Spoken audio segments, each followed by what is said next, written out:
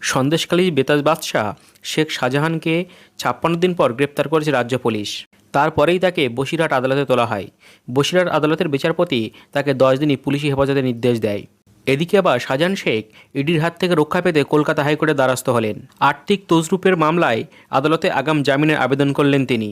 আগামী সোমবার বিচারপতি দেবাংশু বসাকের ডিভিশন বেঞ্চে এই মামলাটি শুনানি হওয়ার সম্ভাবনা রয়েছে। এর আগে বসিরহাট পিএমএলএ কোর্টে আগাম জামিনের আবেদন করেছিলেন তিনি, তবে সেখানে তার আবেদন খারিজ হয়ে যায়। এখন তিনি হাইকোর্টের দ্বারস্থ হয়েছেন। রাজ্য পুলিশের হাতে ৫৬ দিন পর শেখ শাহজাহান গ্রেপ্তার হওয়ার পরেই তৃণমূল কংগ্রেসের পদ থেকে তাকে সাসপেন্ড করা হয়েছে। সন্দেশখালী ঘটনায় ফৌজদারি অপরাধে শাহজাহান শেখকে গ্রেপ্তার করেছে রাজ্য পুলিশ। তিনি এখন পুলিশি হেফাজতে রয়েছেন। তার বিরুদ্ধে রেশন দুর্নীতির অভিযোগ রয়েছে। এই অভিযোগের প্রেক্ষিতে সন্দেশখালীতে শাহজাহানের বাড়িতে তল্লাশি করতে যায় ইডি। সেখানে আক্রান্ত হওয়ার অভিযোগ তোলেন কেন্দ্রীয় তদন্তকারী সংস্থার আধিকারিকরা। তারপরেই শিরোনামে উঠে আসে সন্দেশখালী। রেশন দুর্নীতি মামলায় শাহজাহানকে তলব করেছিল ইডি। তিনি হাজিরা এড়িয়ে যান। প্রায় ৫৬ দিন শাহজাহান নিখোঁজ ছিলেন। অবশেষে বৃহস্পতিবার তাকে গ্রেপ্তার করে রাজ্য পুলিশ। ইডি সূত্রে যে খবর পাওয়া যাচ্ছে, পুলিশের কাছ থেকে তারা নিজেদের হেফাজতে নিতে চাইছে শাহজাহান শেখকে।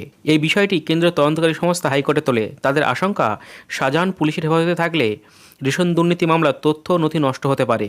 তাই তাকে ইডি হেফাজতে দেওয়া হোক। এই বিষয়টি নিয়ে আগামী সোমবার প্রধান বিচারপতি টি.এস. সেবগানের এজলাসে শুনানি হওয়ার কথা ছিল।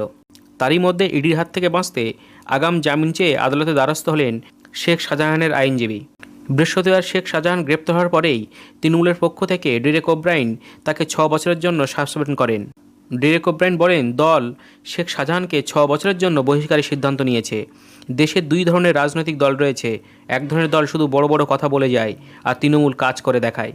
সন্দেশখালীতে ইডির উপর হামলার ঘটনার ৫৬ দিন পর অবশেষে গ্রেপ্তার হয়েছে তৃণমূলের শেখ শাহজাহান। বসিরহাট আদালত তাকে ১০ দিনের পুলিশি হেফাজতের নির্দেশ দেয়। এরপর ইডি আইনজীবীরা শেখ শাহজাহানকে তাদের হেফাজতে চায়। পরিস্থিতি দেখে শেখ শাহজাহানের আইনজীবী কলকাতা হাইকোর্টে আগাম জামিনের আবেদন করে। আগামী সোমবার বিচারপতি দেবাংশু বসাকের ডিভিশন বেঞ্চে ওই মামলাটি শুনানি হওয়ার সম্ভাবনা রয়েছে। এখন এই পর্যন্ত। পরবর্তী আপডেট পেতে আপনারা MM News 12 চ্যানেলে চোখ রাখুন।